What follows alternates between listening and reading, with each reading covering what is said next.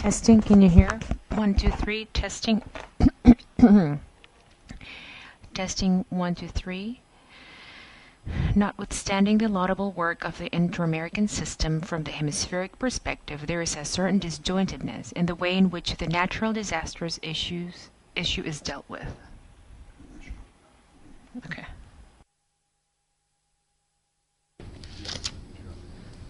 Notwithstanding the laudable work of the Inter-American system, can you hear me? Well, can you speak up a little bit more, but he would want like a 7-second delay. Notwithstanding the laudable work of Tenemos interpretación en español. No sé qué canal es, pero la tenemos disponible. Me llamo Walter Earl y yo soy un profesor visitante aquí en el Centro Perry, William J. Perry, para el Centro de Estudios Hemisféricos. Bienvenidos todos ustedes a este foro hemisférico. Trinidad y Tobago van a ser los anfitriones de la Conferencia de los Ministros de Defensa de las Américas del 2016 y nos han pedido, y tenemos el honor, estamos honrados de poder haber arreglado este foro hemisférico para hablar de lo que será el eje temático de esta conversación en esta reunión de los ministros de defensa. Este 2016 será el primer año en que la conferencia de los ministros de defensa ha sido presentada en el Caribe. La conferencia tiene una historia distinguida. Empezó en el 1995 en Williamsburg, Virginia, y ha propagado varios principios que constituyen la base de la Declaración de la Seguridad del Hemisferio en el 2003 en la OEA, y luego la conferencia se ofreció en Bariloche, Argentina, y la hemos tenido cada 2 años después de eso. Voy a presentar a nuestros anfitriones de Trinidad y Tobago, que son el liderazgo de la Secretaría pro tempore de la Conferencia de los Ministros de Defensa. Estamos presente primero el señor Carl Francis, que es un ex diplomático que ha servido como el secretario permanente del ministro de Labor en la oficina del primer ministro en Bruselas y en Washington. También tenemos al general Anthony Phillips Spencer, que es el vicejefe del Departamento de Defensa de Trinidad y Tobago. Ha tenido una carrera militar de más de 34 años, en los cuales ha prestado sus servicios en muchas asignaciones, incluyendo aquí como el adjunto, el attaché de defensa y el jefe de la delegación de Trinidad y Tobago en la Junta Interamericana de Defensa. Y tenemos a la señora Antoinette Lucas Andrews, quien es la directora de la Unidad de Asuntos Internacionales del Ministerio de Defensa de Trinidad y Tobago, y también está a cargo de las metas de desarrollo y para combatir el crimen transnacional, y trabaja con la OEA cercanamente y con el CICTE, el Comité Antiterrorismo, desde el 2007. Y en el programa, en sus hojas de vida, tenemos también más información acerca de nuestros distinguidos panel. También tenemos el profesor del Centro Perry, el señor Luis Betancourt, quien proveerá algunos comentarios acerca de los temas desde una perspectiva académica. El doctor Betancourt ha sido el subdirector y el decano de asuntos académicos aquí en el Centro Perry. Ha sido un director, un profesor y un orador en muchas universidades e institutos en los Estados Unidos y en Brasil. Ahora mencionaré cuáles son los temas. Por supuesto, los panelistas los van a explicar. El primer tema propuesto es el ambiente cambiante de seguridad y defensa y el papel de las Fuerzas Armadas, de los militares. El siguiente será la protección ambiental y resiliencia y las políticas de cooperación, un caso para fortalecer la ayuda humanitaria. Déjenme decir un par de palabras acerca del formato antes de empezar. Este foro hemisférico está siendo publicado por un live stream en el internet con la interpretación simultánea. Y quisiéramos darle la bienvenida a esta audiencia al foro hemisférico. Su participación es muy importante. Quiero reconocer en particular a varios grupos. Tenemos un grupo en Jamaica de exalumnos del Centro Perry que se han reunido en la sala de conferencias de Jamaica, coordinado por el profesor George Benson. También tenemos un grupo de exalumnos del Centro Perry que también son miembros del Consejo Ciudadano de Seguridad Pública de Jalisco en Guadalajara, México. También tenemos un grupo reunido de líderes académicos de la Universidad Metropolitana de Paraguay, incluyendo al exministro de Defensa Luis María García de Arnold y el general Víctor Joroa.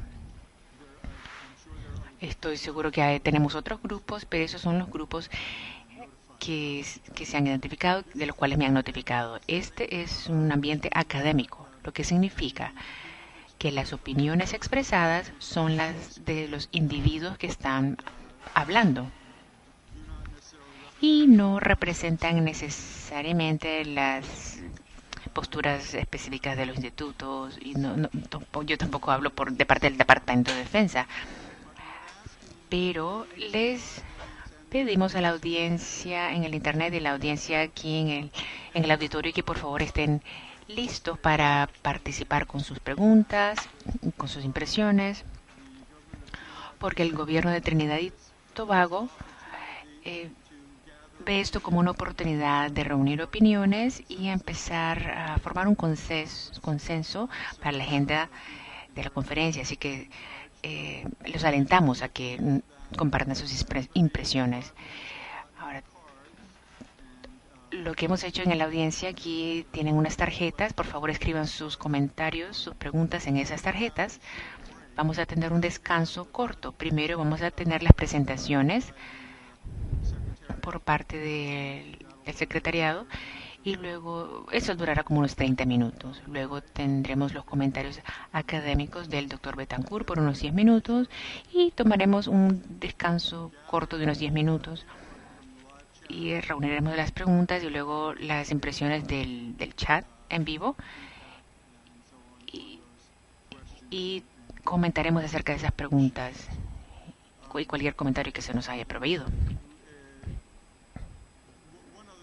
Otra cosa, a la audiencia en vivo, por favor, escriban con bonita letra. Por favor, no soy experto en caligrafía, así que escriban con letra clara.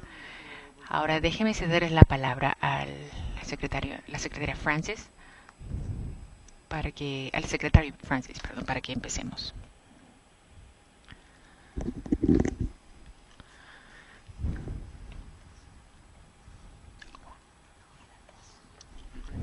Muchas gracias, profesor.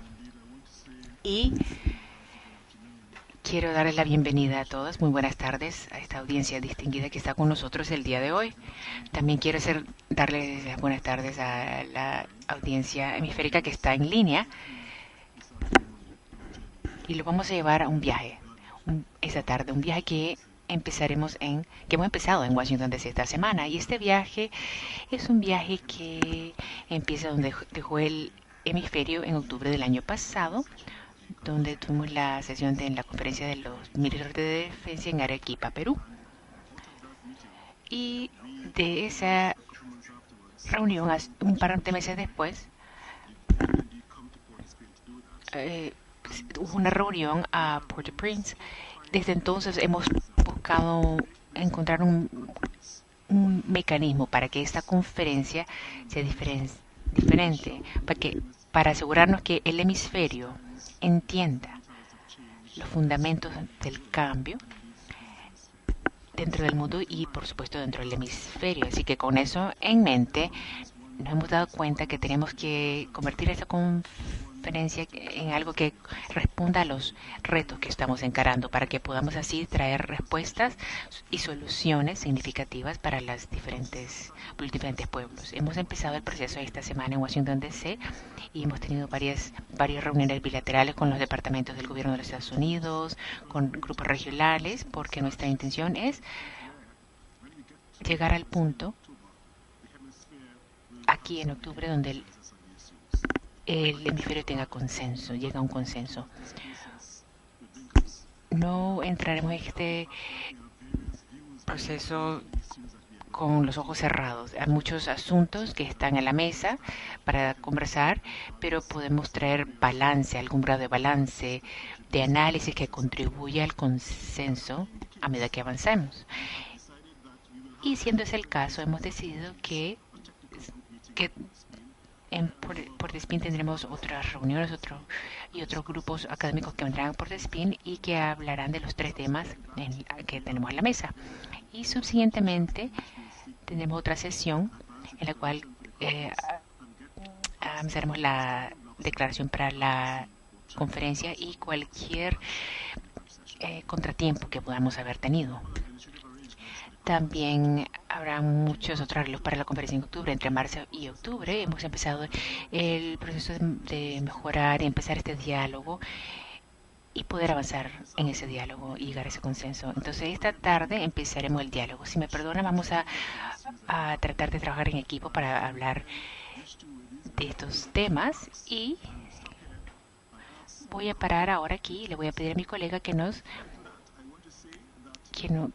siga con el tema. Pero antes de eso, quiero decir que este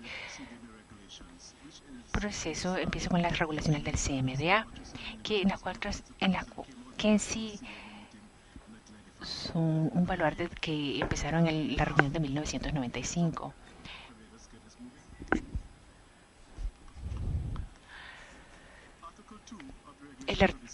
La sección 2 de las regulaciones dice que el propósito de la Conferencia de los Ministros de Defensa de las Américas es fomentar el conocimiento mutuo, análisis, debate y el intercambio de las ideas y experiencias en la defensa y asuntos de seguridad. Y dice además que los resultados esperados aumentan la cooperación y la integración para contribuir desde una perspectiva de planeamiento de seguridad y defensa para el desarrollo de sus Estados miembros. Nosotros tenemos la expectativa de esa realidad que vivimos actualmente y la aplicamos las dinámicas de las que hablaremos esta tarde para asegurar que los pueblos en el hemisferio encuentren soluciones a los problemas que enfrentamos. Así que sin más, les doy la palabra a los colegas.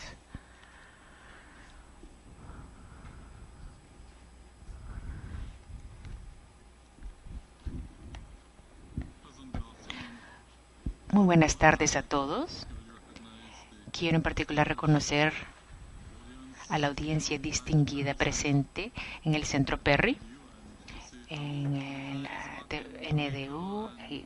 Un saludo a Paraguay, a México, a Jamaica y Trinidad. El secretario permanente Francis nos ha dado un esbozo de donde empezamos. Empezamos con un pronóstico del propósito y de las intenciones, y las regulaciones de la CDMA son muy claras. Lo que ahora haré es proveer un resumen del contexto general.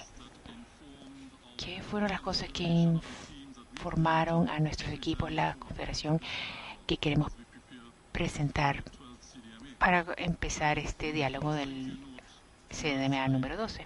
Ahora, lo que verán aquí en estas diapositivas es que ha habido un cambio claramente en el ambiente de seguridad global después de la Guerra Fría, y el proceso del CDMA empezó en el 1995 y por lo tanto recientemente ha empezado a responder ese cambio del ambiente de la seguridad.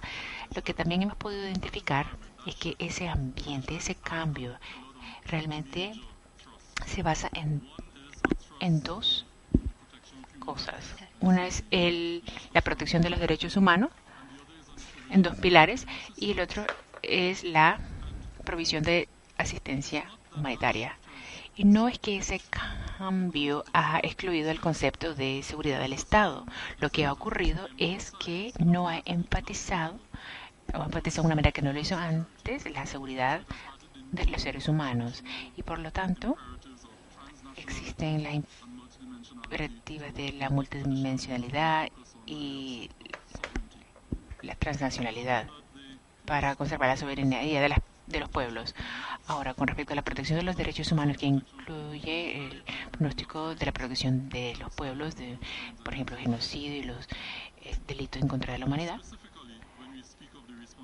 y específicamente la responsabilidad de proteger, tenemos que hablar con la responsabilidad de los estados en sí, para que ellos tomen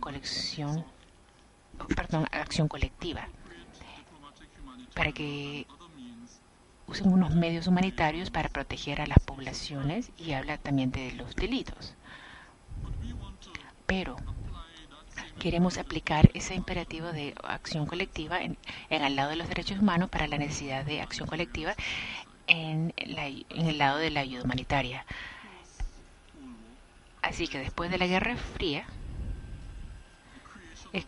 ha existido también la creación de un marco de gobiernos internacionales para proveer esa ayuda humanitaria en el 1998, donde se estableció el Comité de Ayuda Humanitaria de las Naciones Unidas.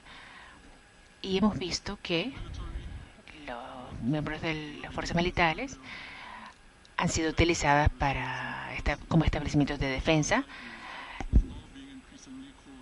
Y en el pasado, ahora están siendo utilizados o están ofreciendo ayudas a nivel humanitario. Y por esa razón, a medida que hemos seguido avanzando,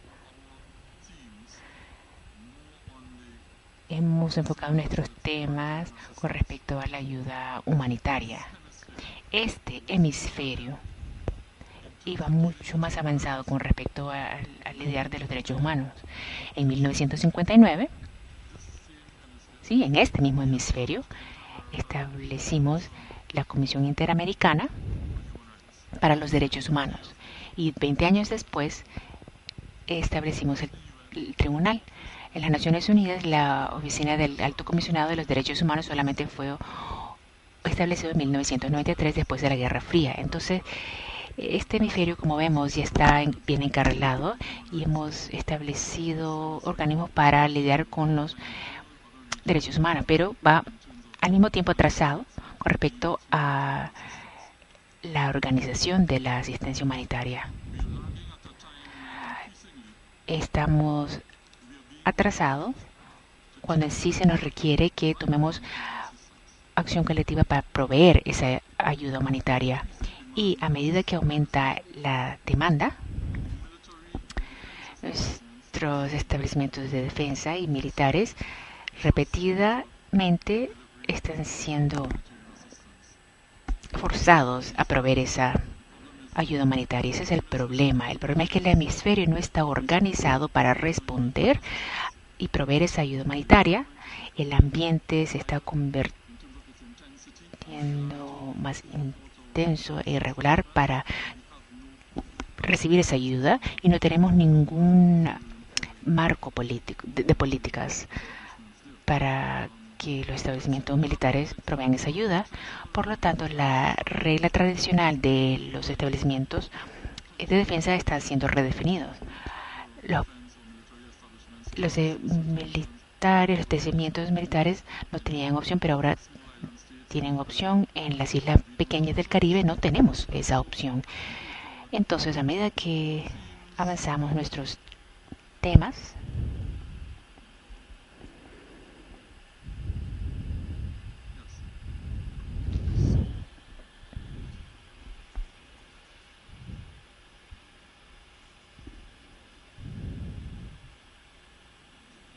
les pido disculpas, un momento por favor.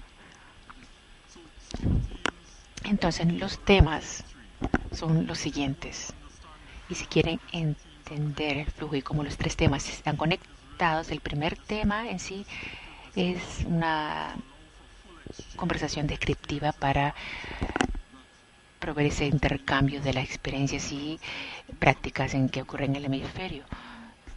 Los miembros queremos ver compartir cómo empleamos las fuerzas militares, pero esa regla también está evolucionando y así lo que queremos es poder compartir nuestras prácticas y experiencias. El segundo tema dice que tenemos que escoger un contexto en particular con respecto a la resiliencia de protección y cómo estos departamentos han estado funcionando, evolucionando. Y el tercer tema es el intento de tener una conversación prescriptiva para poder iniciar el proceso de parte del CTMA para arreglar el problema. El problema es que hay una brecha entre las Américas como región con respecto a la política de cooperación para gobernar la provisión de ayuda humanitaria, incluyendo el papel que debe jugar las fuerzas militares para poder arreglar esa brecha de las Américas como una región con respecto a una política de cooperación para gobernar la provisión de ayuda humanitaria que específicamente se relaciona al sector de defensa y cómo empleamos esas fuerzas armadas. Ahora cederé la palabra a la señora Antoinette Lucas Andrews, que hablará del primer eje temático.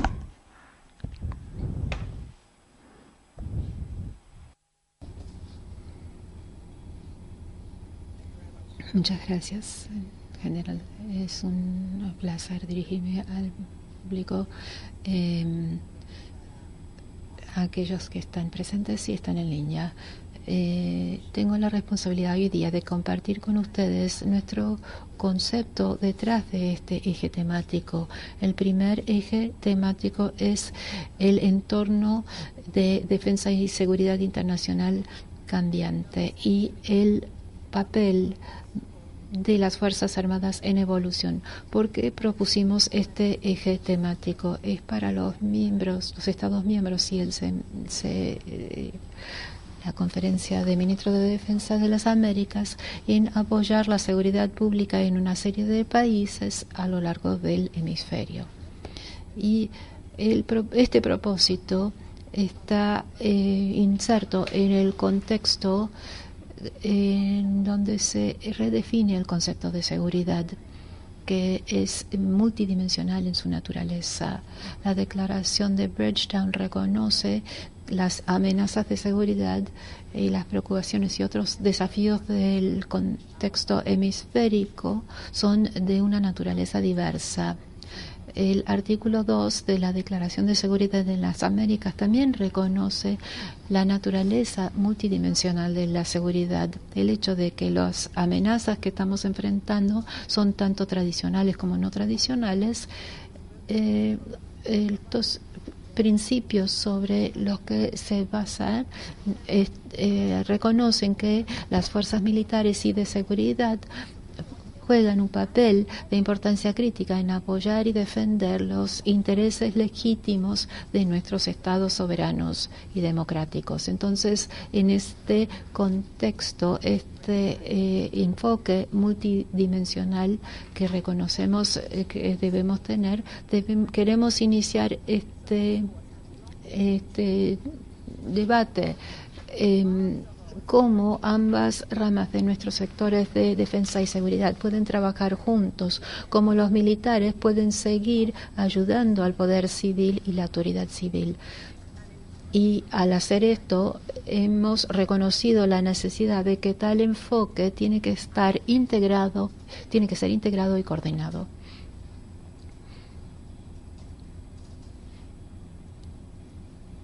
Ahora,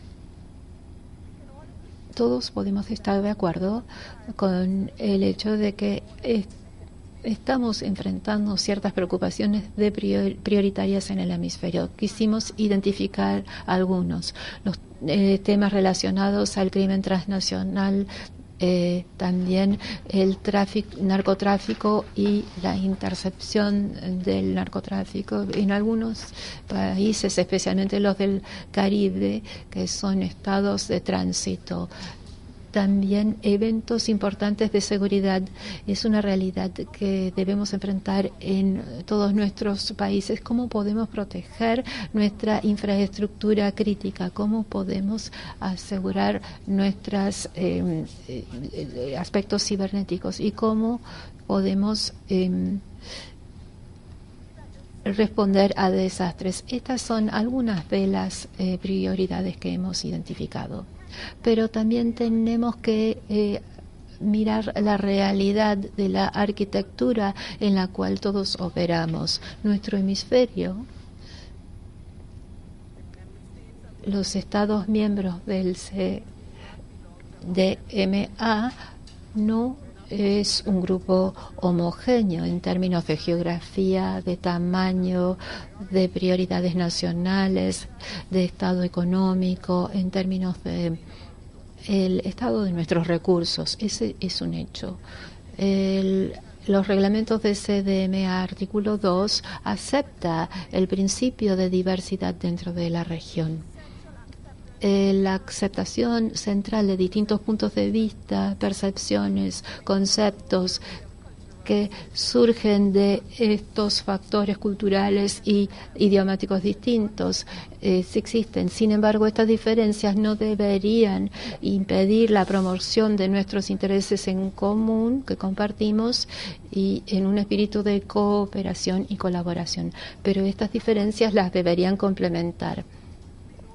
Nosotros sabemos que aunque existen institutos de defensa en algunos estados no existen. Aún la relación que existe en esos países donde sí hay institutos dedicados a la defensa, aún ahí la relación entre esas instituciones de defensa y las autoridades del orden público, esas relaciones varían desde institutos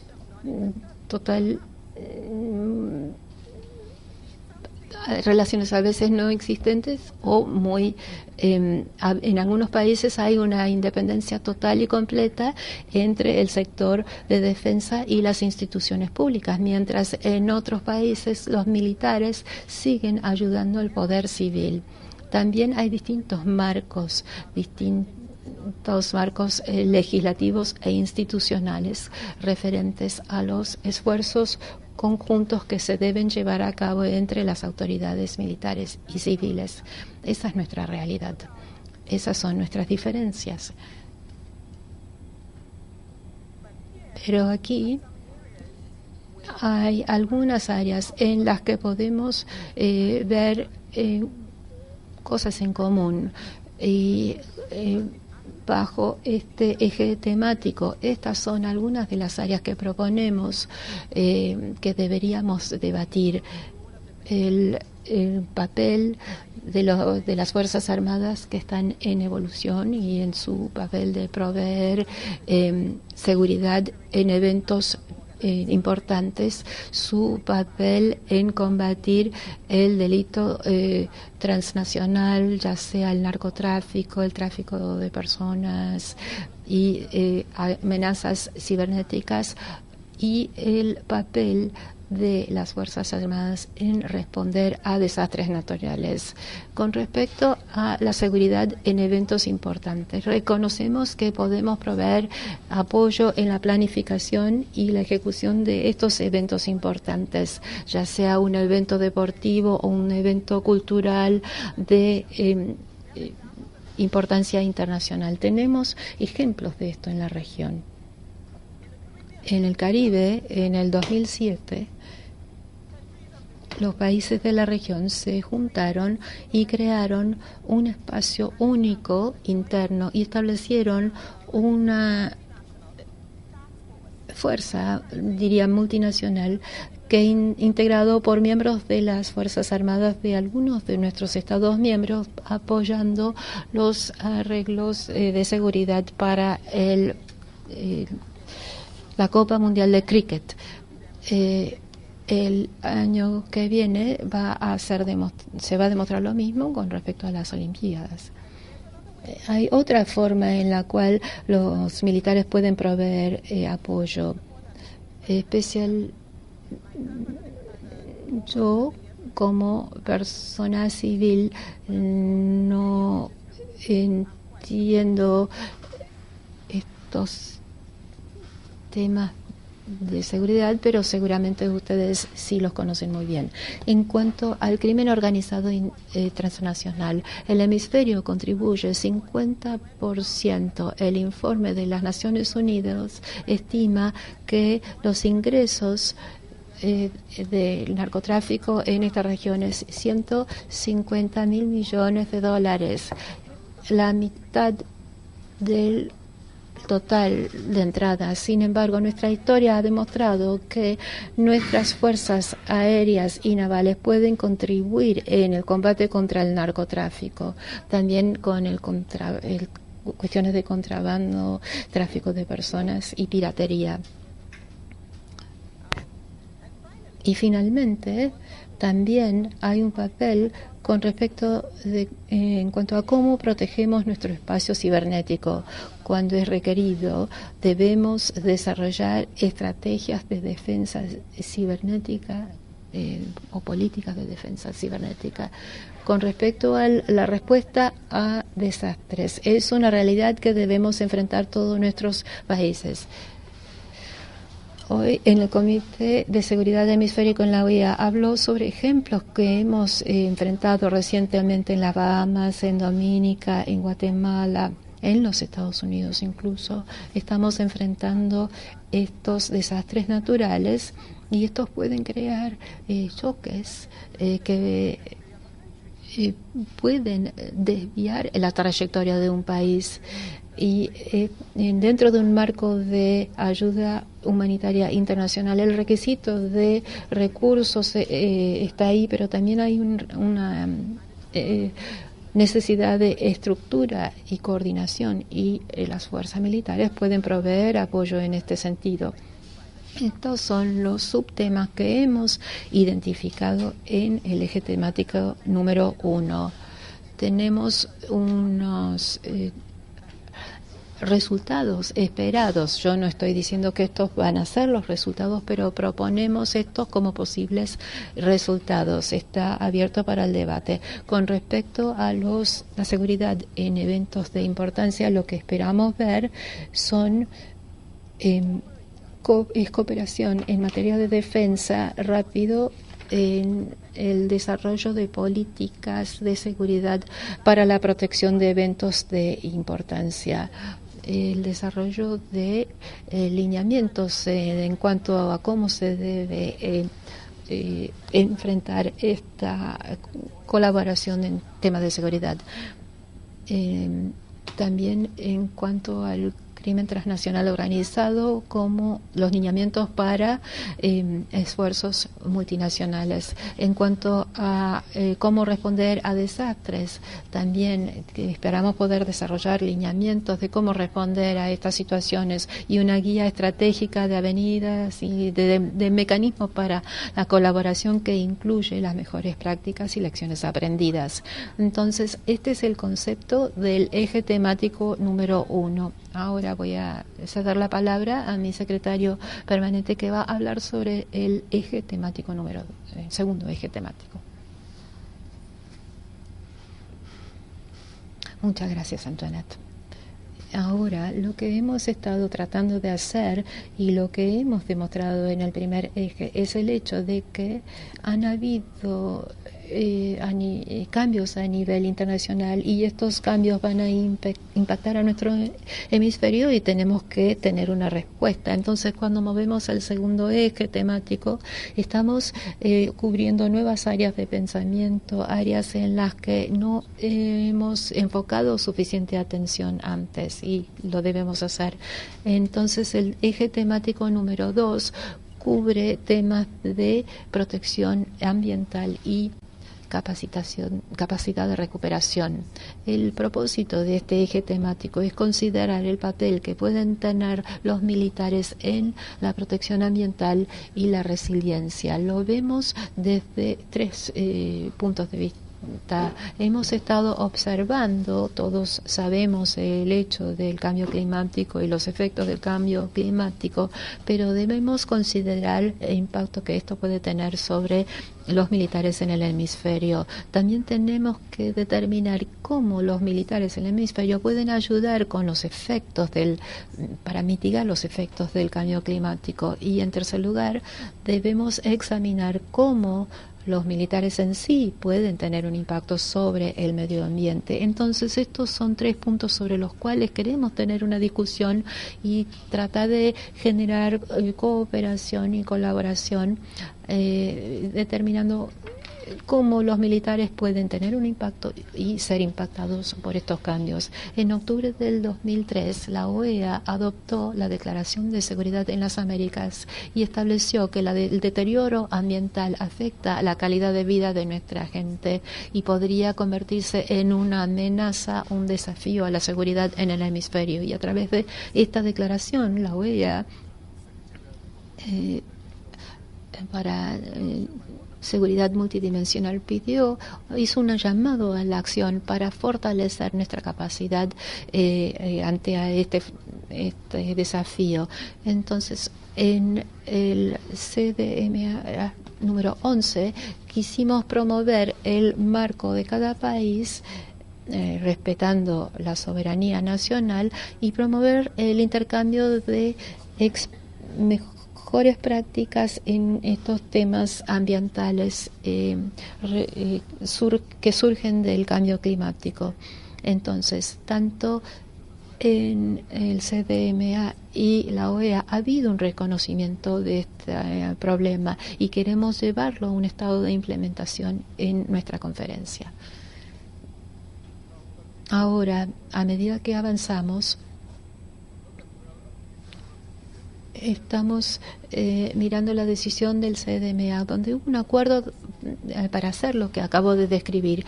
También nos damos cuenta que en cada área del hemisferio, en Centroamérica, en Sudamérica, en el Caribe y en Norteamérica también, hemos estado observando los efectos debilitantes del cambio climático. ¿Qué es lo que significa esto para los militares? Esto significa que necesitamos un cierto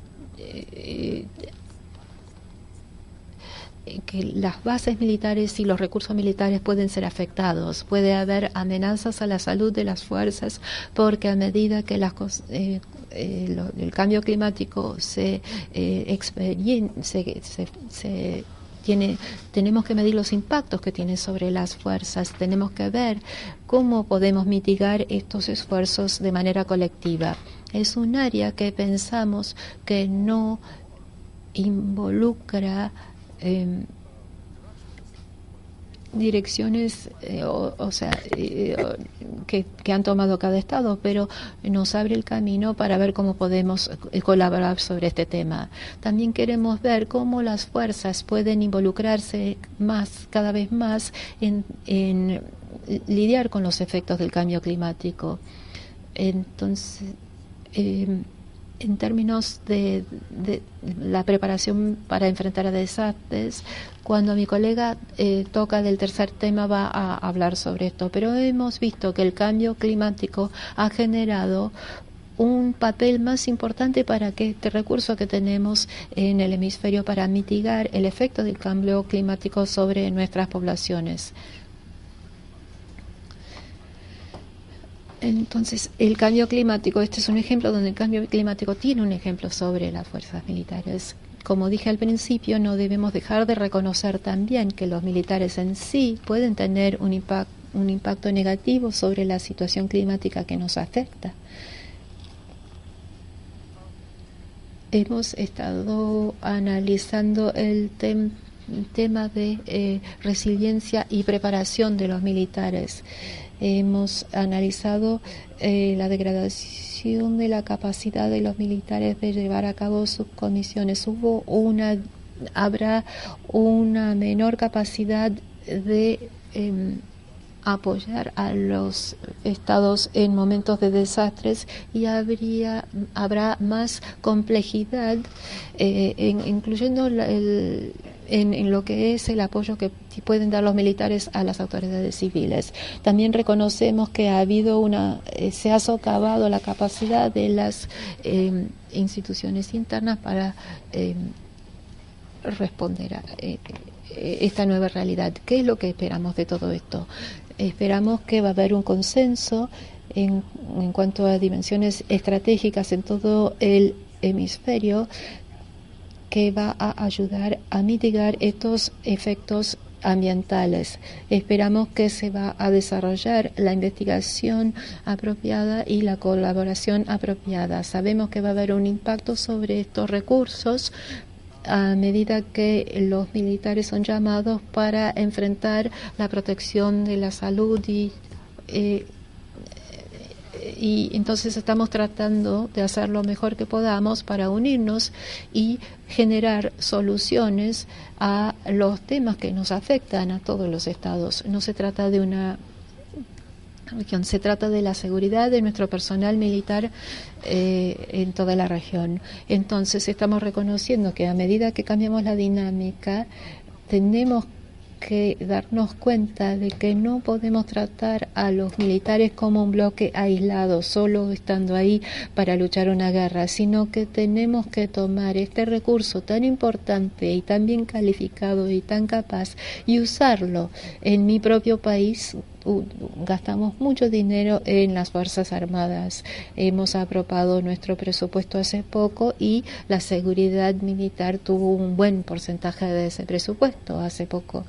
Y esto es para ayudar con la lucha contra el cambio climático, pero también tiene otras funciones. No queremos tener a las fuerzas de defensa solamente esperando la interacción con otro estado. No esperamos tener ninguna guerra en el Caribe, pero estamos usando estas fuerzas de defensa para ayudar a nuestra gente y tratar otros temas. El tema del medio ambiente es de importancia crucial y llamamos a nuestros colegas a ayudarnos en este proceso. Ahora mi colega va a tratar uno de los temas más importantes de nuestra presentación, que es el eje temático número 3. Muchas gracias, secretario permanente. Voy a tratar de terminar rápidamente. Probablemente el tema en Jamaica, el equipo en Jamaica me puede ayudar. Ahora con el eje temático número 3. Yo hablé en la introducción que cuando describimos este tema en el contexto específico, miremos la descripción. Tengamos esta conversación prescriptiva. El propósito de este tema es que queremos empezar la conversación arreglando el problema. Ahora, refiérese a mi explicación breve del problema. Tenemos que tener una cooperación a nivel de política en el hemisferio. También el beneficio de hacerlo, y lo vemos y nos enfocamos en la idea de fortalecer esta ayuda humanitaria, y ustedes entenderán por qué estamos enfocándonos en esa ayuda de emergencia humanitaria y no la ayuda humanitaria en general. Para darles un poco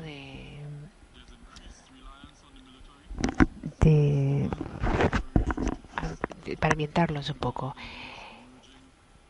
las fuerzas militares se han involucrado en estos eventos de ayuda humanitaria de emergencia, y no somos los únicos que estamos ausentes con respecto a esta cooperación que a nivel regional. Miremos este recuadro aquí, lo que está ocurriendo después de la Guerra Fría. En el 1993 las Naciones Unidas establecieron la Oficina del Alto Comisionado de los Derechos Humanos, pero también para la ayuda humanitaria. ASEAN, la Asociación de las Naciones Asiáticas del Sudeste, empezaron una conversación en 1996 y en noviembre del 2004, en efecto el 29 de noviembre del 2004, los líderes del ASEAN, ASEAN, empezaron un plan el 26 de diciembre del 2004. Ustedes pueden recordar que hubo un tsunami enorme. La decisión había sido tomada, pero no había sido implementada. Entonces, en ese evento de ese tsunami, la región tuvo que apoyarse en la comunidad internacional, o sea, fue de la región para responder y recuperarse. Por supuesto, la historia es que después del 2006, cuando ASEAN pudo por fin implementar este plan de acción, desde entonces han podido responder mucho mejor dentro de la región, dentro de sus propios sectores de defensa militares y sus propios arreglos a eventos que han ocurrido. Ahora, la primera vez que cuando se perdió ese avión, y se recuerdan las noticias, hablaron de muchos generales y almirantes y fuerzas militares en los Estados miembros de ASEAN. Todo estaba respondiendo basados en este plan de acción. Ahora, enfoquémonos en África. Cada uno de estos arreglos ha sido diseñado para responder a las peculiaridades de la región. Entonces aquí tuvieron que hacer lo mismo. O sea, llevaron 6 años. En 1997 los jefes de Estado Mayor de Defensa se reunieron y se llamaba la Organización de Unidad Africana, conocido como la AU. En el 2002, justo después, establecieron unas políticas comunes de seguridad y defensa de África.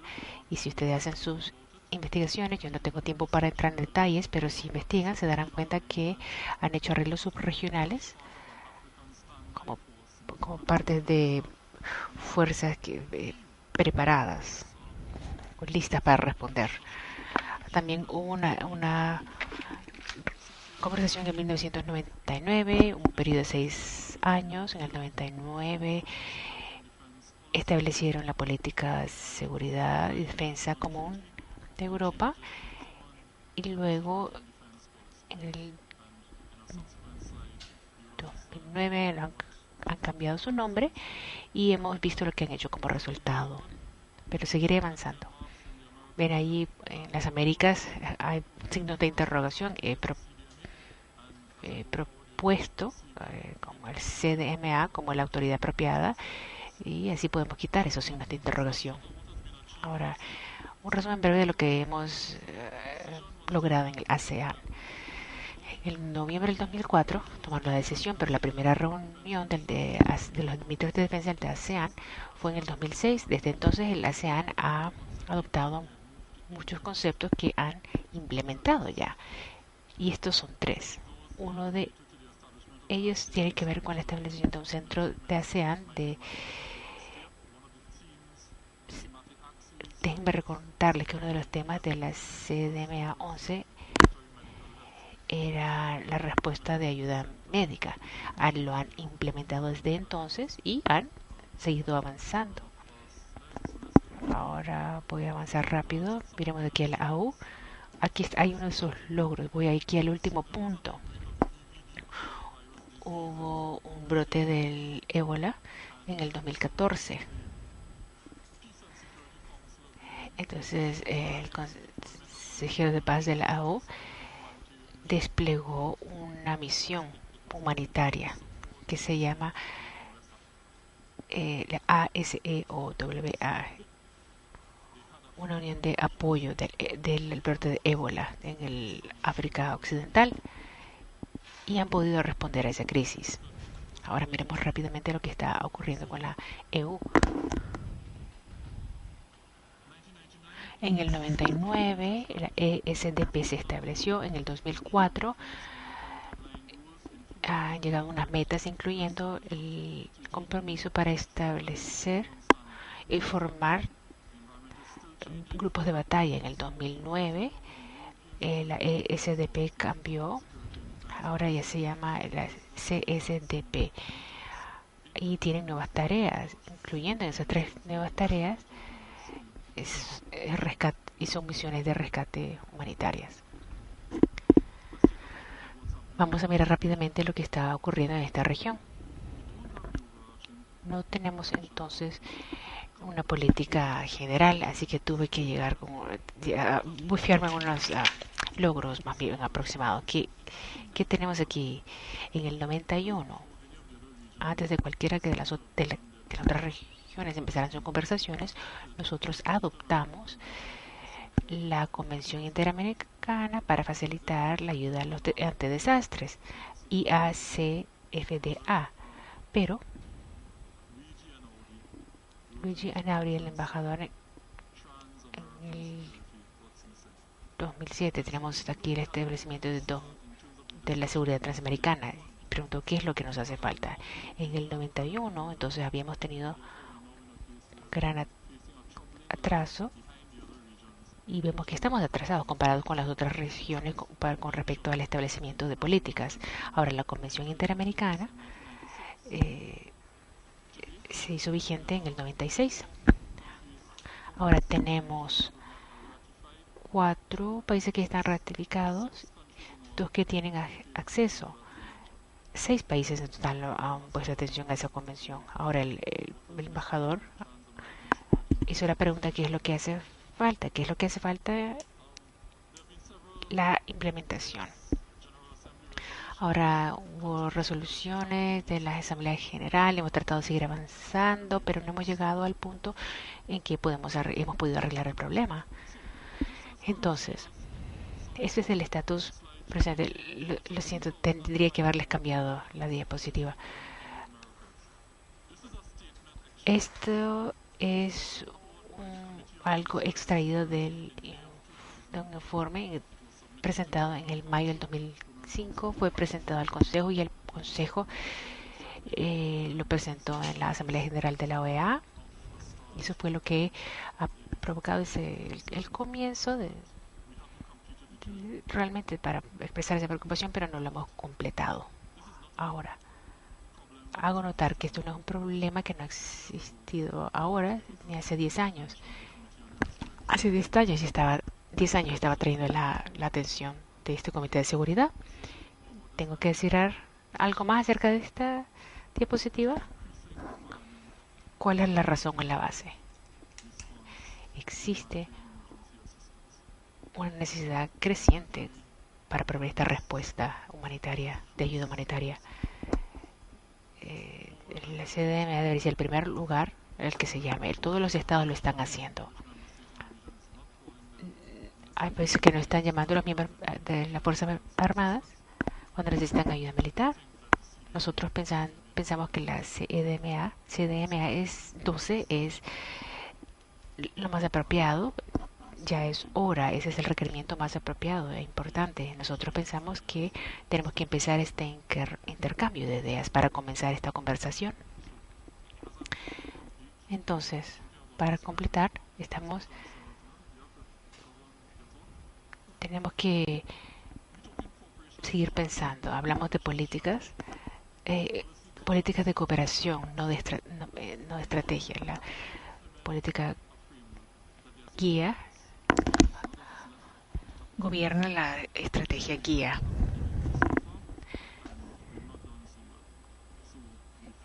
Entonces nos estamos enfocando en las políticas. La segunda sería una ayuda, no es una alianza militar. Le dejaré esto abierto para preguntas por si alguien quiere hablar acerca de por qué estamos pensando en esto. Lo que queremos es estar al tanto de las necesidades de la región. También hablamos acerca de la ayuda con respecto a emergencia, ayuda humanitaria. No solamente ayuda humanitaria, pero sino en cuestión de emergencias. Ahora no estamos hablando en el sector de defensa para que se involucre, sino que tenemos que colaborar con el sector de defensa. Entonces, ¿qué es la envergadura que nosotros proponemos? Y algunos principios que nos guíen. Enfoquémonos en la ayuda humanitaria de emergencia para empezar esta conversación para poder así desarrollar las políticas de cooperación de nuestra región. Las presentaciones previas hablaron de esto, entonces no es una sorpresa. Hablemos de búsqueda y rescate. Este fue un mandato del CDMA del número 11. Tuvimos una reunión en agosto y presentamos un marco de acción de 5 puntos y hablamos acerca de cómo podríamos desarrollar esta política. Ahora la secretaria se refirió a la protección del ambiente. Ahora en los Estados Unidos, al nivel marítimo, polución, respuestas colectivas para proteger el medio ambiente, todas esas cosas son es cuando llamamos al sector militar y el sector de defensa.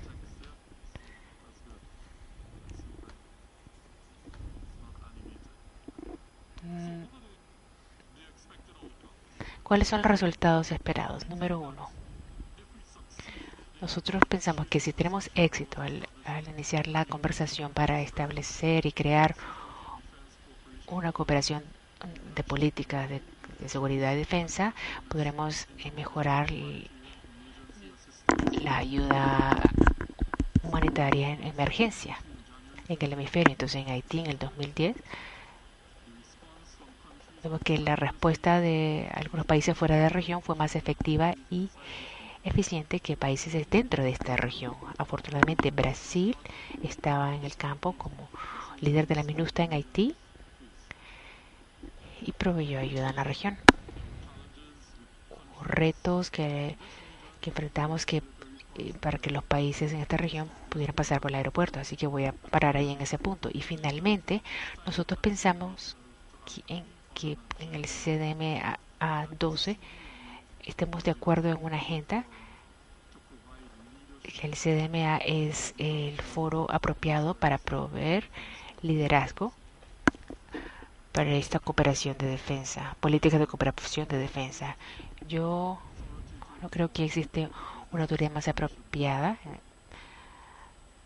para empezar esta conversación. La CDMA está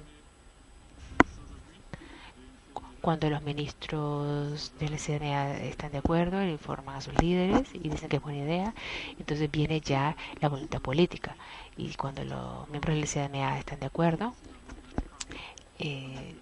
llegamos a un acuerdo a nivel político y cumplimos con nuestro cometido. Así que muchas gracias por su tiempo. Ahora le voy a hacer la palabra al profesor Betancourt, que yo sé que está listo para ofrecer algunos comentarios al final de la presentación. Es hora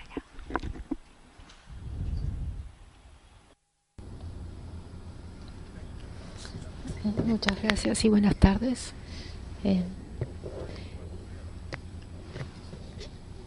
El vino era bueno, la comida no tan bueno. Yo estoy hablando sobre Williamsburg en 1995, pero el entorno fue fantástico, un pueblo histórico. Williamsburg, Rockefeller fue el que reconstruyó ese entorno histórico tan importante.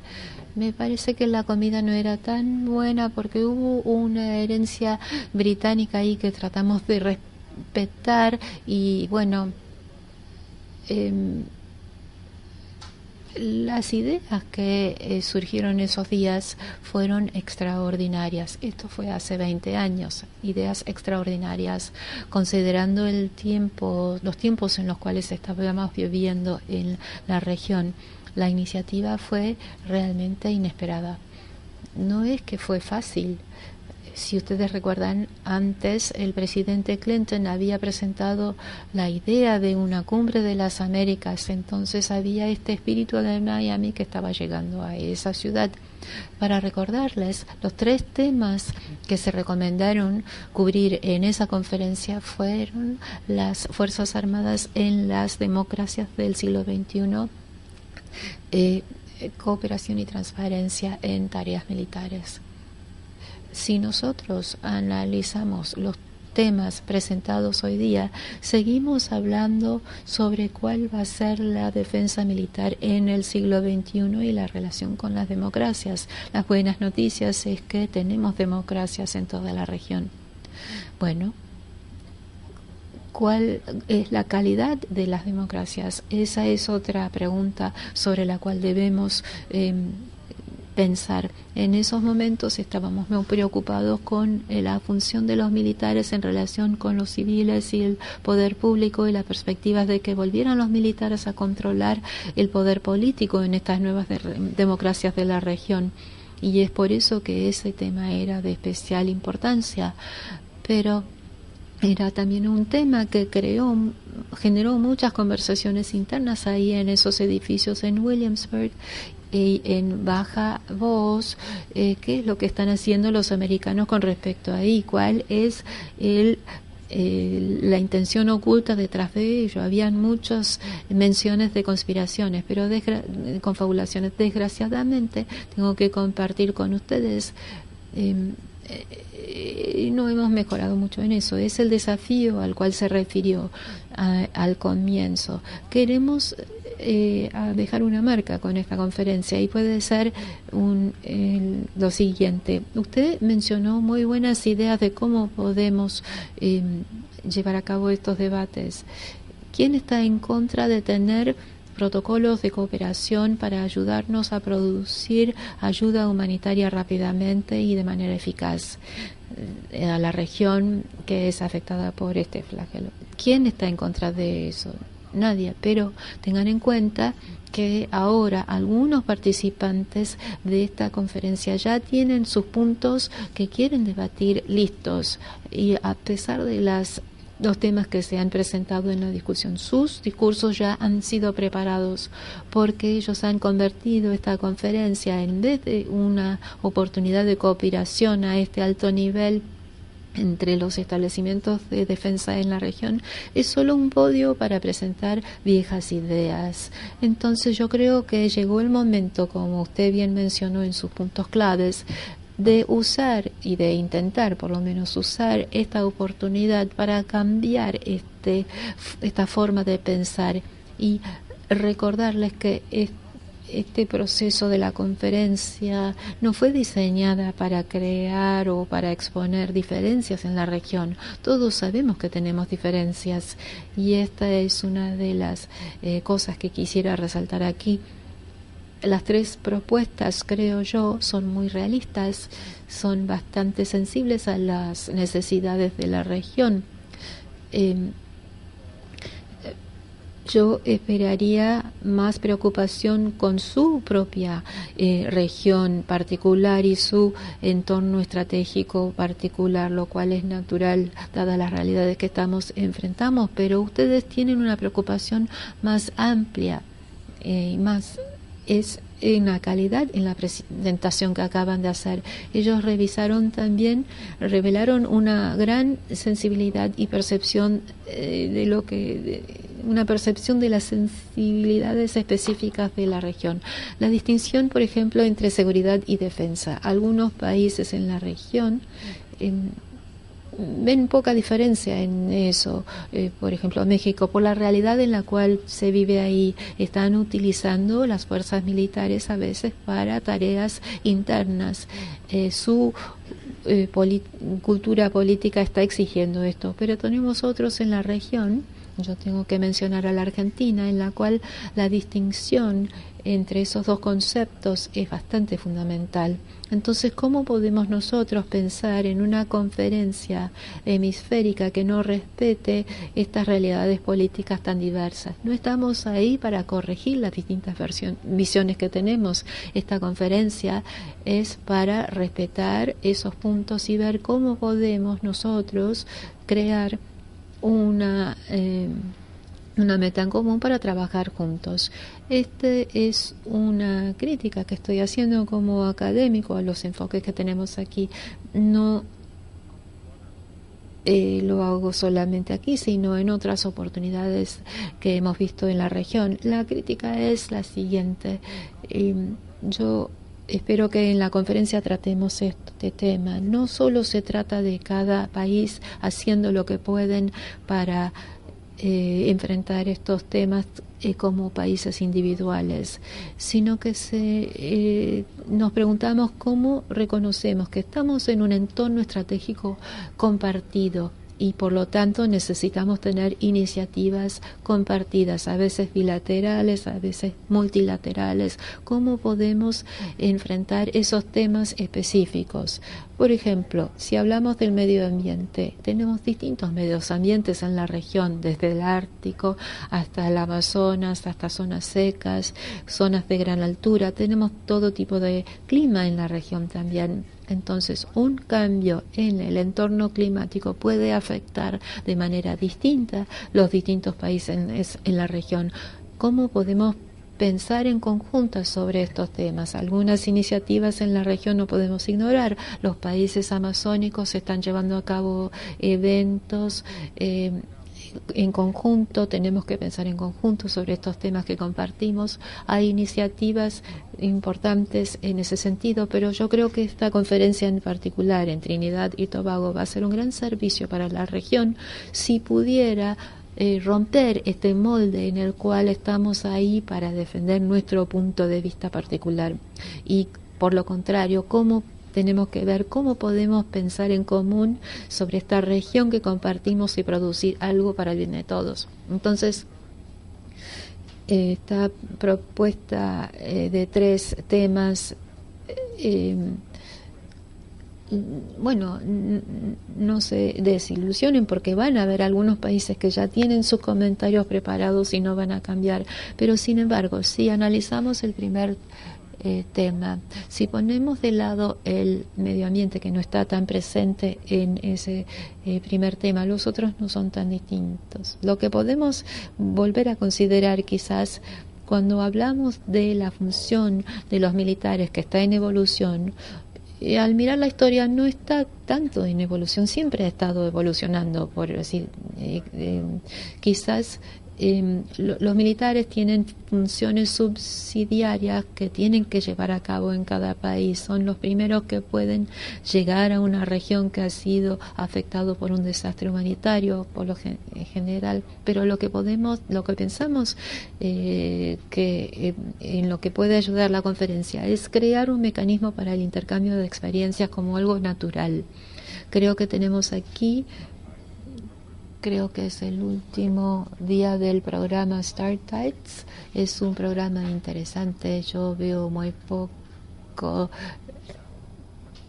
ni publicidad de eso, pero el invitar empresas para que desarrollen equipo específico que pudiera ayudar a países que están sufriendo de desastres humanos, algo fácil de manipular.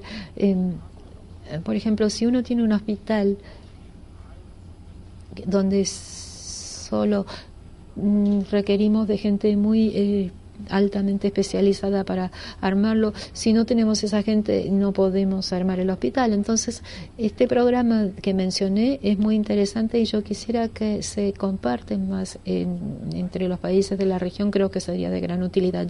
Yo creo que los 3 temas que se han presentado son excelentes, que son de interés común para toda la región. Entonces, si nosotros analizamos las conferencias anteriores, vamos a concluir rápidamente que no estamos tratando los temas más importantes de defensa en la región, defensa y seguridad. Y hay una razón por eso.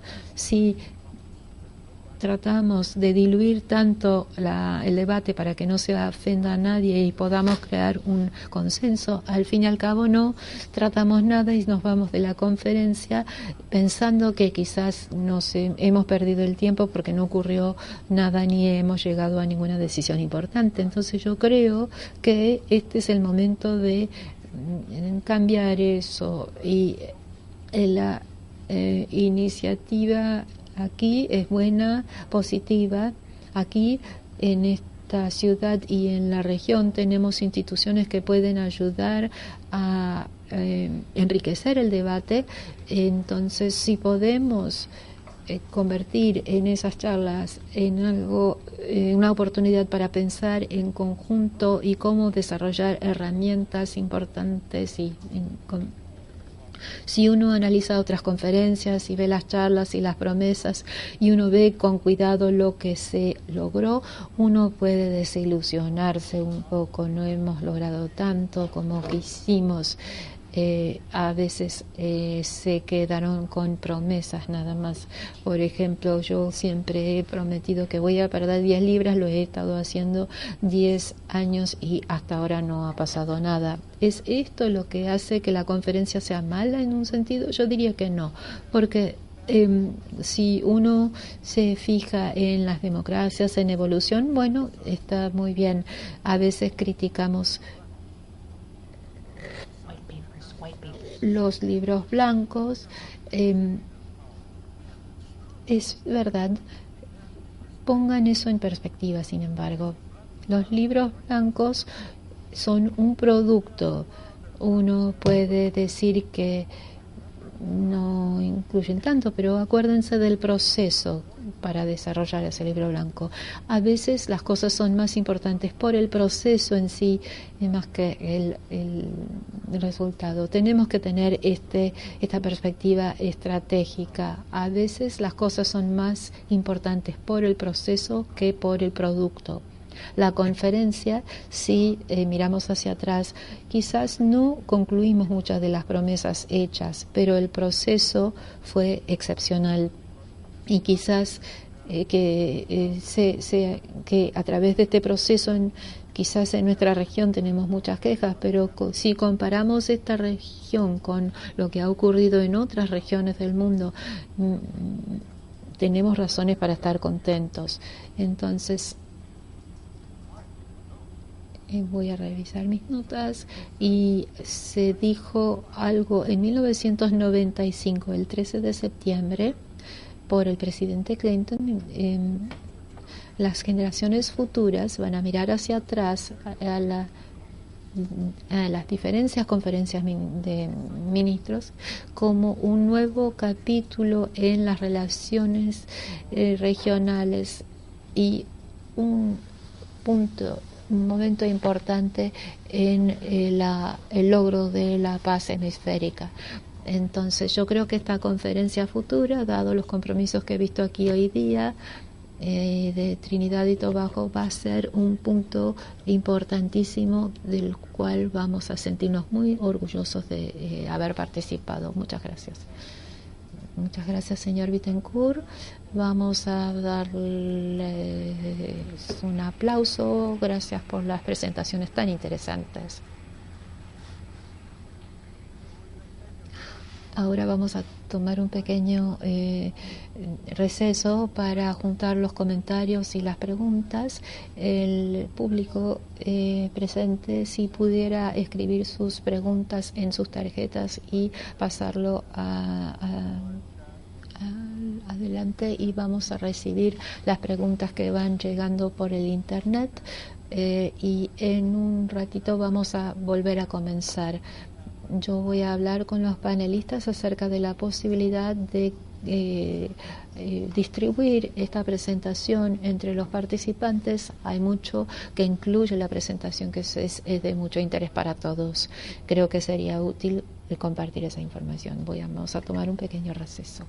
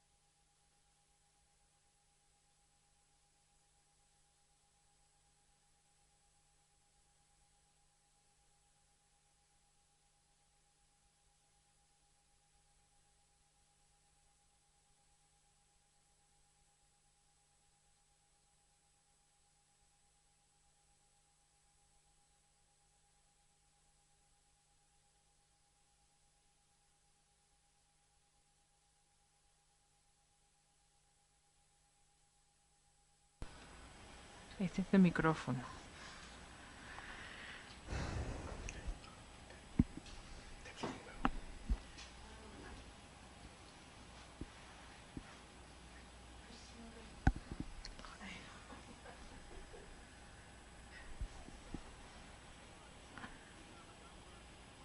Bueno, tenemos muchas preguntas.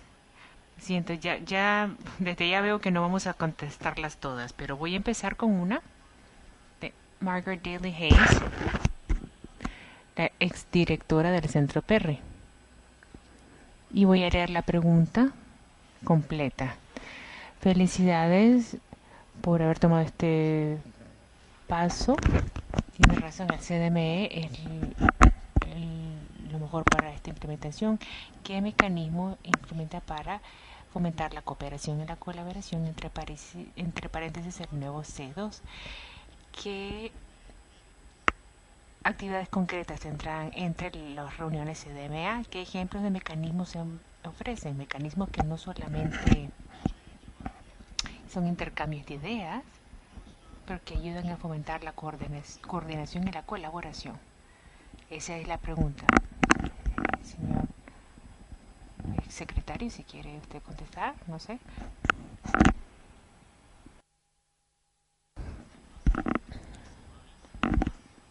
Una pregunta breve, no es sorpresa.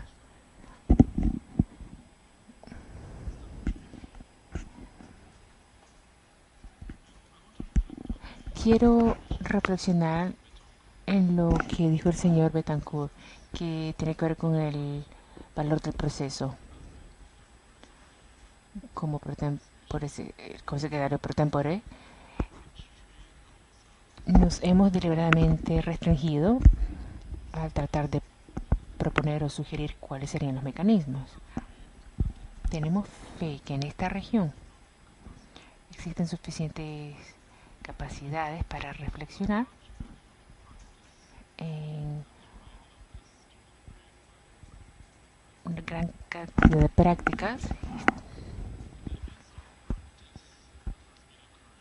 y existe una práctica que va ocurriendo involucrando a todas las Fuerzas Armadas de la región.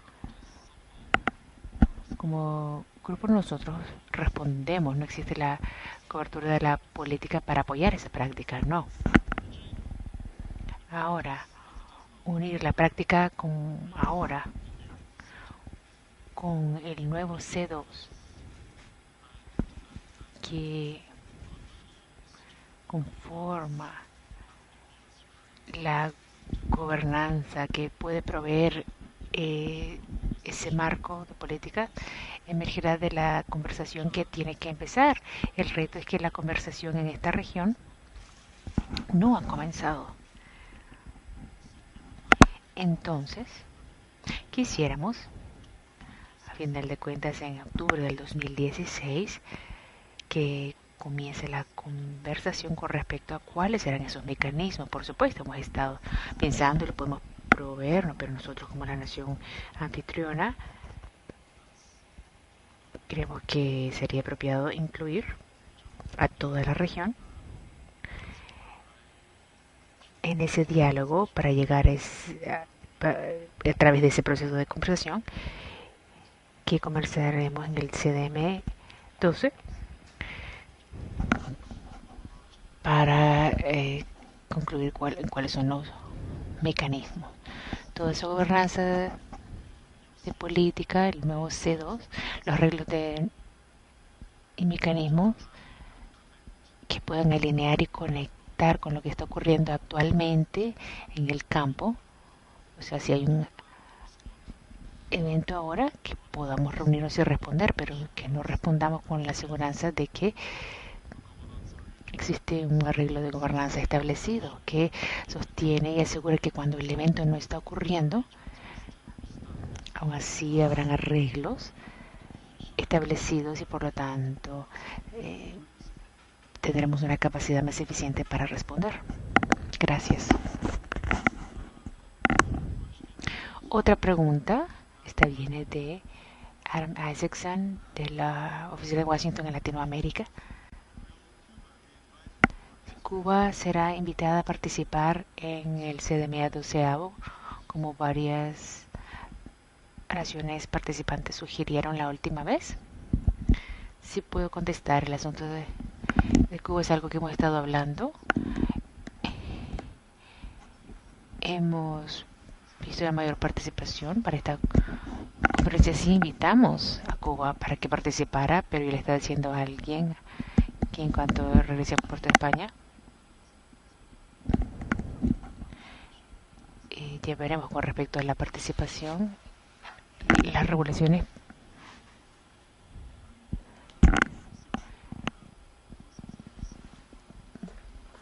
por ejemplo, si nosotros vemos a Cuba como observador en el proceso, tenemos que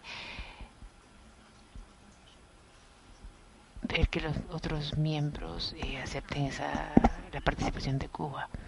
Ahora nosotros vemos valor en esa participación. Nos hemos beneficiado en la gran experiencia que tiene Cuba y queremos poder aprovechar eso.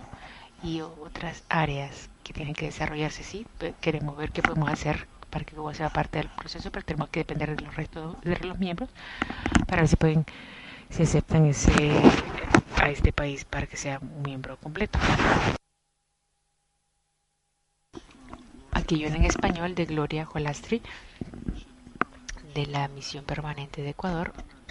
Yo voy a tratar de simplemente traducirla, de ponerla en inglés. Considerando que América ha sido declarado como un área de paz y que los países en la región tienen respuesta en los papeles y juegan papeles en las fuerzas de seguridad, y que existen varios otros foros en cuales los temas con respecto a la seguridad son abordados, incluyendo varios foros de la OEA. ¿Cómo ven ustedes que la política de seguridad y defensa del hemisferio se relaciona con estos otros foros?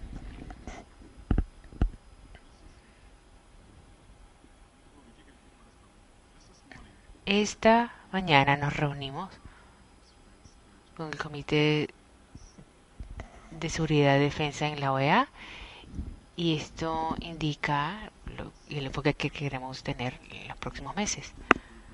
Y queremos construir puentes, como indicó el brigadier general en su presentación. No hemos lidiado con estos asuntos. Nosotros queremos reactivar lo que se inició, lo que pensamos inicialmente, para poner en acción. Yo creo que la próxima semana hablaremos acerca de la ayuda en emergencia y humanitaria en la OEA, y estas conversaciones, como dije, ya han comenzado, pero le voy a dejar a mi colega que continúe con la respuesta. Muchas gracias, secretario permanente.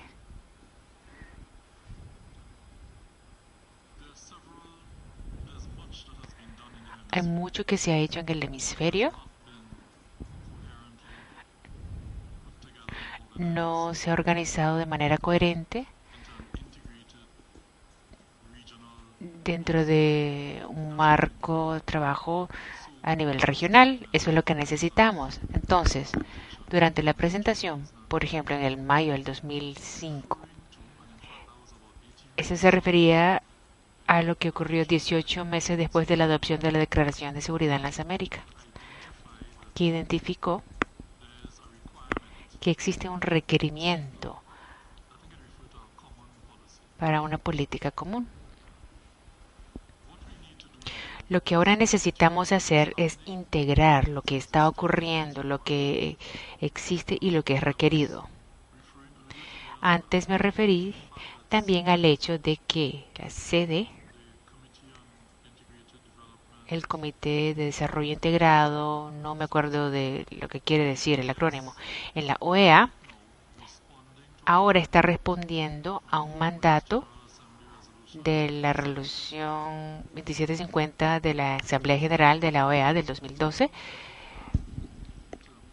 mirando un plan para avanzar el proceso acerca de cómo nosotros miramos todos los mecanismos existentes y cómo podemos mejorar cómo la región lidia con esta respuesta a los desastres. Esto es una parte importante que queremos ver desarrollar, pero no es el único elemento.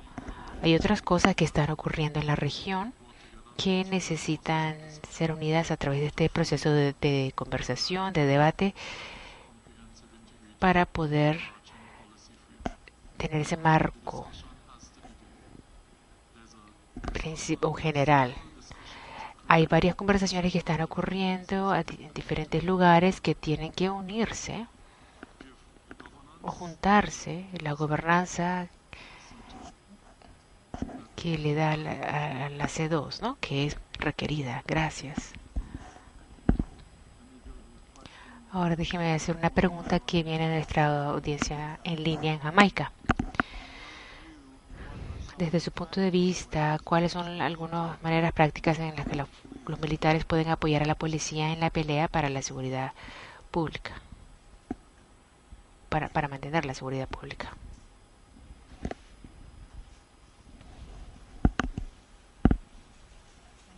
Gracias. Maneras prácticas en que los militares pueden apoyar a la policía con respecto a la seguridad, ¿verdad? Sí. Nuestra experiencia en Trinidad y Tobago, y solamente puedo hablar de nuestra experiencia en Trinidad y Tobago, con respecto a las maneras en que nuestros militares apoyan a la policía,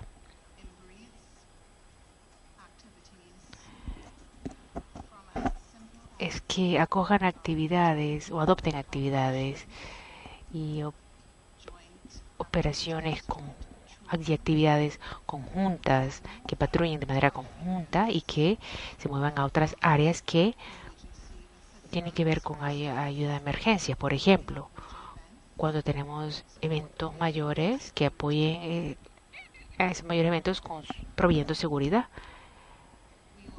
También en Trinidad y Tobago tenemos lo que se llama el sector, la iniciativa de seguridad en el sector de energía que se provee por nuestro personal de defensa. Eso contribuye a la seguridad de la infraestructura crítica, en particular en el sector del gas. Estas son maneras en que los militares han sido utilizados para apoyar a la policía, que yo recuerdo en este momento. Muchas gracias, señora Lucas Andrews. Solamente quiero añadir también, yo sé que la pregunta viene de Jamaica, entonces voy a referirme a una estrategia adoptada por los jefes de gobierno de CARICOM, la estrategia de crimen y seguridad de CARICOM en febrero del 2013. Fue adoptada en Puerto Príncipe. Hay 14 objetivos y 7 de ellos hablan de capacidades que existen dentro de las organizaciones militares de CARICOM. Incluye, una señora Lucas Andrews se refirió con la protección de infraestructura, vigilancia marítima y de fronteras. Estas son maneras prácticas para determinar cómo podemos crear un proceso operacional e interagencial a nivel de subregión y no solamente lidiar con ayuda de emergencia humanitaria. Ya estamos viendo desde el primer tema que a medida que lidiamos y empezamos con la discusión de ayuda humanitaria de emergencia, habrá áreas más allá de ayuda de emergencia humanitaria que empiezan la conversación en que queremos gobernar y controlar y que no se convierta en algo de una manera no regulada y solamente específica para esa emergencia. Tenemos que ver la cooperación de esa manera entre los militares y los agentes de la ley, pero tienen que ser gobernados de diferentes niveles, a nivel nacional,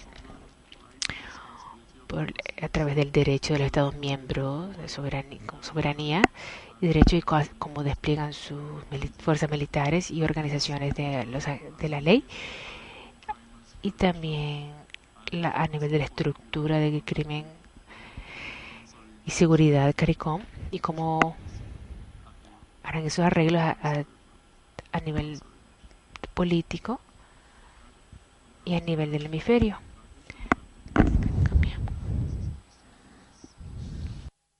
Hay una ayuda directa a la policía a través de las fuerzas de defensa tratando con la juventud. Tenemos en Puerto Spain tenemos iniciativas para tratar de lograr que los jóvenes participen en iniciativas como el Civilian Conservation Corps, el Cuerpo de Conservación Civil. Hay otros programas estos programas son para dirigir mejor a la juventud y alejarlos de participación en actividades criminales. Entonces, ahora vemos el otro lado de la moneda. Acá hay una pregunta viniendo desde la dirección opuesta, viene de la Argentina, y me parece a mí que los tres ejes temáticos se enfocan en el papel subsidiario de las Fuerzas Armadas en cuestiones de seguridad y asistencia humanitaria. Dado que esta es una conferencia de ministros de defensa, ¿por qué no incluyen por lo menos un tema que se relaciona específicamente a la defensa? Por ejemplo, la cooperación a través para la protección del espacio marítimo y aéreo compartido o particular de un Estado.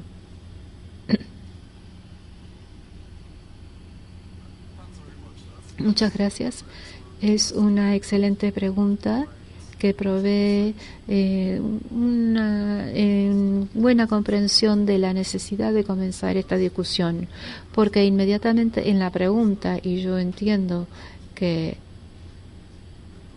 la perspectiva de vigilancia de las cuestiones marítimas y seguridad siendo una misión de defensa o un papel de defensa, eso sigue siendo el caso en algunos Estados miembros, pero en otros Estados miembros no se ve puramente como un papel de defensa, y por lo tanto nosotros pensamos que a medida que seguimos con este debate, quizás logremos entender que tenemos que continuar con la redefinición de lo que es defensa y seguridad, así como se aplica a toda la realidad de esta región.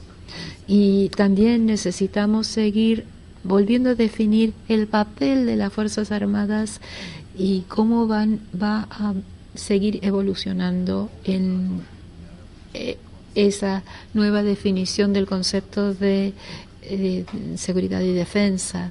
Estamos en un buen lugar, estamos en un punto en el cual están ocurriendo varias cosas en el ambiente. Debemos tener este debate, esta discusión y aclarar estas perspectivas plausibles que están surgiendo, pero al fin del día, ¿cómo proveemos acción colectiva en una misión como esa? ¿Cómo podemos incluir la cooperación para asegurar el espacio en el cual nos encontramos? Ese debate se tiene que llevar a cabo a medida que avanzamos aquí. La preocupación es que no podemos seguir con distintas perspectivas, sino tratar de aunarlas y crear una nueva solución. Es ahí donde nos encontramos ahora, y es la oportunidad que brinda CDMA como líder, y es lo que queremos que surja como resultado de esta 12ª reunión. Un comentario corto. Yo no creo que estos temas hagan que no se pueda discutir lo que se mencionó en la pregunta. Estos cambios en el entorno de defensa incluiría también el papel de las Fuerzas Armadas que está en evolución. Es decir, en qué medida tenemos el papel tradicional, si hay vehículos teledirigidos y otros desafíos, TPP al cual se ha acordado. Esto puede cambiar las demandas en cuanto a seguridad, especialmente en cuanto a el océano en esa región en particular, y requeriría que las Fuerzas Armadas evalúen la forma en la cual están respondiendo a esos temas en particular. Yo no veo desde mi perspectiva que estamos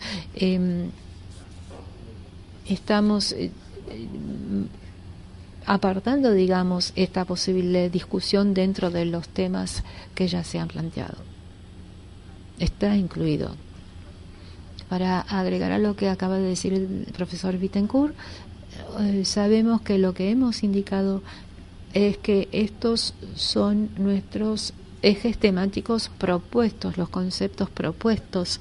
El propósito de este evento y otros eventos similares que van a seguir es para obtener las perspectivas de los Estados miembros con respecto a lo que estamos proponiendo.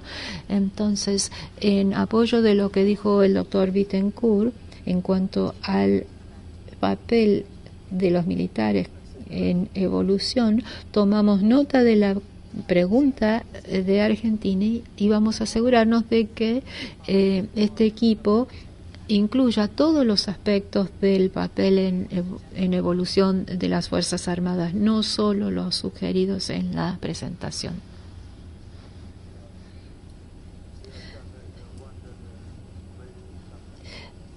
Hay una pregunta relacionada con lo que acaba de decir el profesor Bittencourt. El CDMA va a considerar las amenazas de la tecnología emergente, tales como los robots, los vehículos teledirigidos, etcétera. En cuanto al papel, bueno, a medida que avanzamos con el proceso, debemos también analizar cuestiones de microbiología, cambios tecnológicos, cómo se relaciona con la defensa. Y como dijimos en octubre, todos estos factores se relacionan al papel emergente de las Fuerzas Armadas y seguramente van a ser incluidas en la discusión, porque este papel en evolución incluye algunas de estas cosas. En muchas de las aplicaciones que han sido desarrolladas para los militares han pasado a un espacio mayor. Entonces, esto se piensa que va a ser incluido en el debate. De Alejandro Lema, la siguiente pregunta. Hace varios años Trinidad y Tobago patrocinó una conferencia con Southcom para analizar el tema de la seguridad energética, que podría ser un punto adicional que incluir entre la temática. Hay una comprensión a nivel regional o hemisférica sobre el significado de la seguridad energética, y no es este un tema muy importante que podría ser cubierto en alguna conferencia futura. Es decir, los temas relacionados a la seguridad energética. Muchas gracias por esa pregunta. Este tema en particular va a ser cubierto bajo el primer tema, va a ser incluido en ese primer tema, cuando nos referimos a la protección de la infraestructura crítica. Esa conferencia que se llevó a cabo, creo que fue en el 2007, se trataba de seguridad energética desde la perspectiva de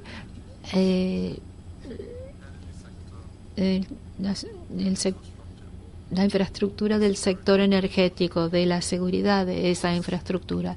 Por supuesto, la definición de seguridad energética va más allá de la infraestructura, es para asegurar la sostenibilidad de la provisión y la disponibilidad de este recurso. Entonces, cuando hablamos del segundo tema, la protección ambiental y la capacidad de recuperación, hay una vía abierta en ese segundo tema para mayor debate sobre cómo incluimos temas relacionados a la protección ambiental y sus implicancias sobre la resiliencia o energética, para asegurarnos de que podemos mantener las fuentes de energía a lo largo del tiempo. Una de las cosas que ocurren cuando tenemos gran deforestación o degradación de las áreas boscosas, afectamos las capas hídricas, digamos. Entonces, si tenemos una fuente energética hidroeléctrica como una fuente clave de energía, debemos analizar cómo este cambio climático puede tener un impacto sobre la sostenibilidad de esa forma de energía. El sector, la iniciativa de seguridad energética en Trinidad y Tobago, vamos a presentarla como un modelo desde el punto de vista de la infraestructura, pero sabemos que a lo largo del hemisferio hay muchas experiencias y perspectivas que se pueden compartir, así que las queremos recibir a medida que avanzamos hacia la conferencia. Hemos cubierto más de la mitad de las preguntas, nos está quedando poco tiempo y quiero darles a los panelistas una oportunidad para hacer unos comentarios finales, y voy a asegurarme de que el resto de las preguntas lleguen a los panelistas para que estén al tanto de los temas de preocupación e interés del público. Yo quería agradecer a todo el público presente y los que están presentes a través de la vía electrónica, los que han escuchado y tratado de entender lo que queremos hacer moviendo hacia la conferencia y las acciones posteriores. Pero queremos pensar de manera distinta para lidiar con realidades nuevas y distintas, y eso es lo que proponemos. Entonces, el hemisferio tiene que ponerse al día con respecto a otros hemisferios. Tenemos que hablar sobre cooperación y colaboración como el fundamento de nuestra existencia, a pesar de nuestras diferencias. Y porque hay áreas que son importantes para la gente. Eso no tiene nada que ver con la política, ni la geografía, ni la economía, sino que se trata de la seguridad de la ciudadanía. Entonces, estamos compartiendo experiencias. Si no lo hacemos, vamos a fracasar. Entonces, quiero pedir a aquellos que ya están redactando sus discursos, por favor, vuelvan a examinar ese discurso y dennos la oportunidad para sentarnos con ustedes en la mesa y llegar a una postura que refleje el consenso de todos los del hemisferio. ¿Algún otro comentario de algún otro panelista?